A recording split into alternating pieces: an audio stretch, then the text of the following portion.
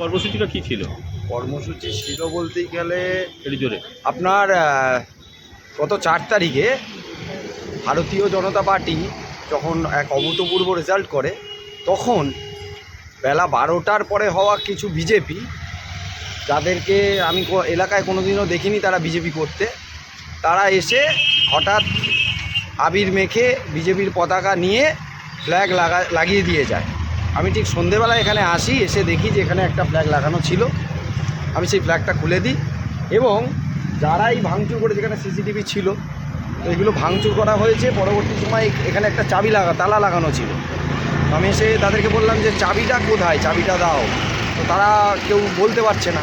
এবার এটা দিনের শেষে একটা পার্টি অফিস, শেষে আমি বাধ্য হয়ে একটা তালা কিনে এই চাবিটা মেরে আমি আমার নিজের কাছে রেখে দিয়েছিলাম। আর আমাদের রাজ্য সভাপতির নির্দেশই ছিল যে প্রত্যেকের পার্টি অফিস ফিরিয়ে দিতে হবে, কোনো দখলদারি হবে না। আর ভারতীয় জনতা পার্টি এই সংস্কৃতিতে বিশ্বাস করে না, আমরাও করি না। তো এইটাই হচ্ছে মেন ব্যাপার। আর আমাদের পাড়ার যিনি কাউন্সিলর আছেন 16 নম্বর ওয়ার্ডে, আশিস দেবরায়, তো আজকে ওনার হাতে, মানে আমার কাছে যে চাবিটা ছিল, ওনাদেরও ভিতরে তালা মারা ছিল অলরেডি, চাবিটা দিয়ে আমি খুলে দিলাম।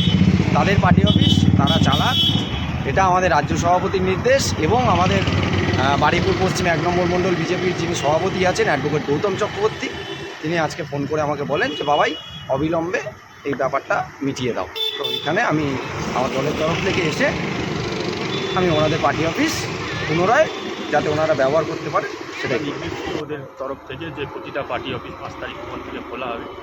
আমারও খুলতে এসেছিলো, তখন হয়নি কোনো কারণবশত। যাই হোক, আজকের দিনে আমাদের 16 নম্বর ওয়ার্ডের পার্টি অফিসটা খোলা হয়েছে। ওদের তরফ থেকে স্বরূপ দত্ত তারা করলো।